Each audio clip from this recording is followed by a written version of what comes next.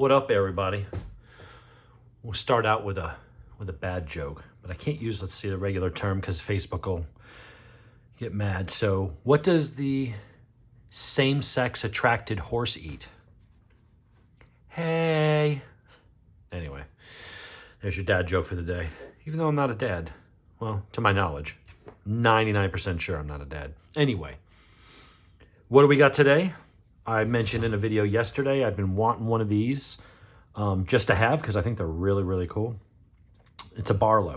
So before I get into that, I've seen a lot of my tactical knives and folding knives and high-tech knives and OTFs and all that stuff. But I always, the knives I carry more often than not, I'm actually kind of carrying the older slip joints. Been a huge new fan of God damn it, I keep saying Rock River because every time I see RR, I think of the AR-15 platform, the company Rock River. The Rough Rider Reserves. I got a couple Rough Riders, and they're great value for the money for like a $20 knife. But if you spend like $40, this was $42. These I've been getting on sale. They've been $35 instead of like $60-something. They are tremendous value for the money. So I've got reviews of all of these. You can go watch them independently. But I've really been liking the traditional knives, and I've got my Rough Riders that are in that $30 to $40 range. I've got, the $180 GEC. So this is a Great Eastern Cutlery trapper. It's a bullet knife that Remington puts out annually or every couple years. They do a run of these, and I happened to get one that the year they decided to have Great Eastern Cutlery. So GEC knives are damn near impossible to find. All the collectors buy them up and package them up and put them away. And by collectors, I mean, basically collectors are nothing more than just more organized hoarders. So I really like their knives. I would love to get some more GECs, but you can never find them. Nobody ever has them because collectors will come in with thousands of dollars in cash, and as soon as the store opens, they will buy them all up because they're basically the Beanie Baby of the modern world if you're into knives. Which sucks, because then people like me who, this thing will actually get scuffed up and scratched, and I think I got a blemish on the blade, because I don't give a shit about resale value. I'm not buying a knife for an investment. That's what 401k and stocks are for, and bonds and things. I buy knives because I'm a fanboy. I buy them, and I use them all the time, as you can see, as I took a chunk out of my finger last week. At least that's healing up nice. But in any case, so I've got some nicer ones. This one was $180, I think. This one was like, I don't know, $105 or something. So this is a Boker tree brand, so made in Solingen, Germany. Beautiful trapper, really nice action. The only ding I can give it is that they don't have deep nail nicks on the main blade. So if your nail's short that week because you bite them, then you have trouble opening it. And then I've got the Boker cattle knife, which is another really, really, although hard to open if you thumbnail, just a really nice classic knife. So I've been on this classic knife kick. And I've been buying a lot of the cheaper ones. I mean, I got my Bokers, I got my GECs, I've got some case knives that turned out okay. But this brand, man, I've been loving Rough Rider. So I've been wanting a Barlow knife. I do wish they were a little bit bigger, but let's just go through the specs real quick on this thing. This is the Rough Rider Reserve, so this is their premium line. This is made with D2 steel. The model number is RRR 017. Beautiful brushed nickel stainless. It does have brass spacers. We've got really nice brass emblem that you really can't even feel. They've done a great job polishing it. Does have a lanyard hole if you want. Everything on this is just really super, super well executed. Size-wise, it's on the small side. We are looking at a blade length of 2 3/4 with an actual cutting edge of just, not even quite 2.5. Overall length of just over 6. It is a slip joint.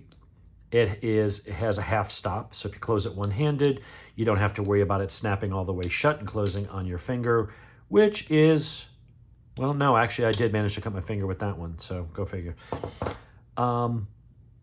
It's very light. It's a little knife. So it's a lot of metal in there for the size of it. But it's, I think around 2 3/4 ounces or something like that. Very thin, very gentlemanly. So this is a design. I'm not going to give you a history lesson here because I'm sure people watching this know far more than I do.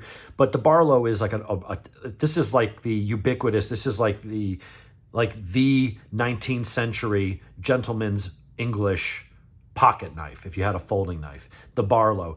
I don't know when the Stockmans and the Trappers and stuff came later. The closest I've had to a Barlow would be the Rough Rider Reserve, the 010, and this is called the, I forget the damn name of it. Anyway, that's the model number. And that one has 2 blades on it. And that's about the closest I've gotten to a Barlow knife. If you look at it, it is similar. And I have seen that Barlows did come in dual blade, 1 or 2 blade designs. So this might technically qualify, although I have a feeling it's kind of modified from that. But I've been carrying this knife kind of more than anything, really. I mean, I'll go through stages where I'm like, you know what? I really like the Stockman style. I like having these extra blades because you've got it, this one also has a can opener and a screwdriver. So this particular Stockman, really, really handy. Instead of the 3 blades, because having an extra blade is nice, but going to 3 blades, I'm like, do you really need the 3rd blade? Here you've got for bigger cutting tasks and you got a good stabbing point. But when you need something small and just you're doing more of a draw cut, that little hawkbill is perfect, or sheep's foot, I don't know what they call that. But in any case, I've been carrying these kind of knives. But there's times you want something classy. You want something gentlemanly. And seeing how well this is executed, the pins, there's no proudness to them. Everything is rounded. It uses this yellow micarta, although to say yellow, it's kind of almost the color of like beeswax or a honeycomb. Mind your beeswax, Ramona. What I do like is that they have stop pins. See that pin? That is what prevents the blade wrap, because it has a very strong walk and talk. That is a strong spring for a slip joint. I love that. I have a case that's real easy and smooth to open, but you do any kind of cutting, if it catches the tip at all, it wants to close. This at least has a very stiff spring, which means that it slaps the blade in pretty hard if you let it go. What's nice is that pin will hit here on this. So you won't be smacking that edge into the back of the spring, putting a big flat dull ding in the middle of your blade. That as you're cutting, it goes and then catches. Nobody wants that. The remedy on those kinds of knives, and that pops up on like more expensive knives. Some of these knives I had to go in and put pieces of leather. If you look down in there, there's leather, and that way the blade goes.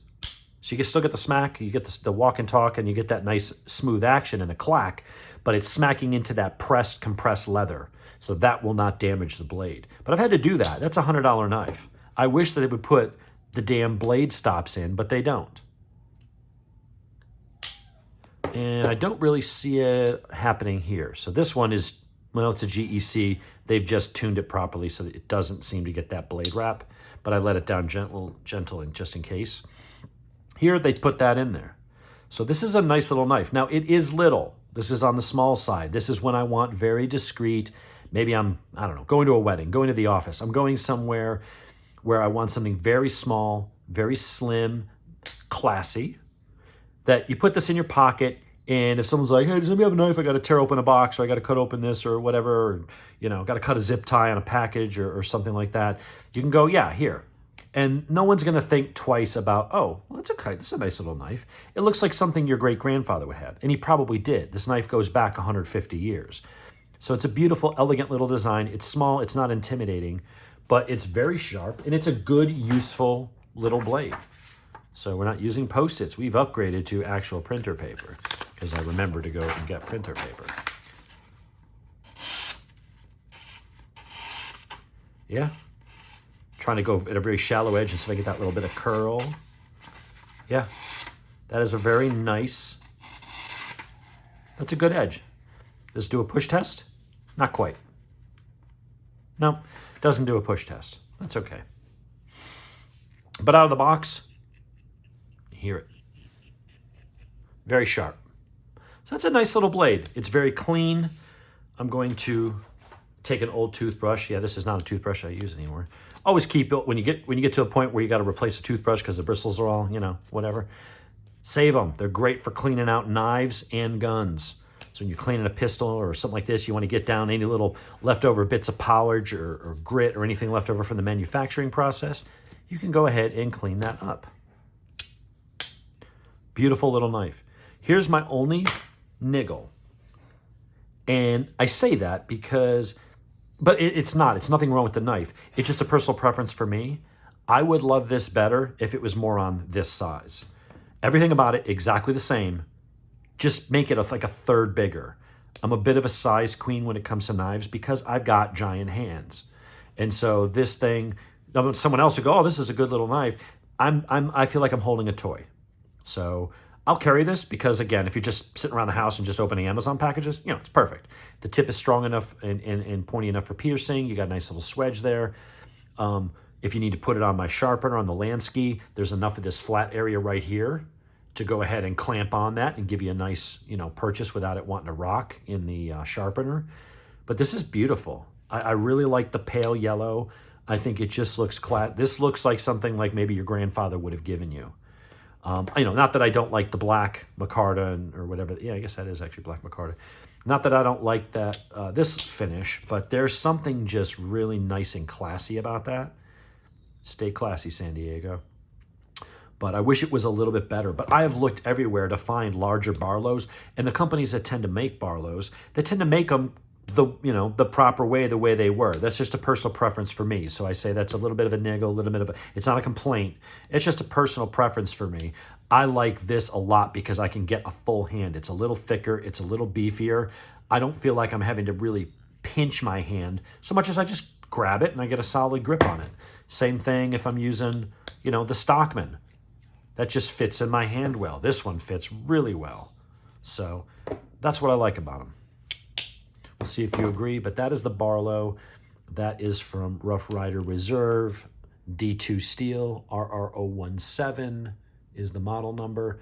Beautiful, elegant, classy little blade. That is a gentleman's blade. I'll put a link to my friends over at, actually there's bronze phosphor washers in there. I don't know if you can see those, but they're there. I can see them. But my friends over at Olde Towne Cutlery, great bunch of people over there. I get nothing for them. I'm just giving them a free plug, and I'll put a link if you want to buy it. I think they had a couple left in stock. I wanted to get one a couple weeks ago. By the time I got there, they were gone, so I just checked their website. And as soon as I saw 5 more pop up in stock, I just grabbed it, paid for it, and then went out and picked it up today. So there you have it. There's my Barlow. Beautiful, beautiful, elegant little knife. Anybody that's also into motorcycles, I got a video about to pop on a ZX14 and on the Chris Moore ECU flash and some riding video from today. So stay tuned for that. Anyway, everybody have a good day.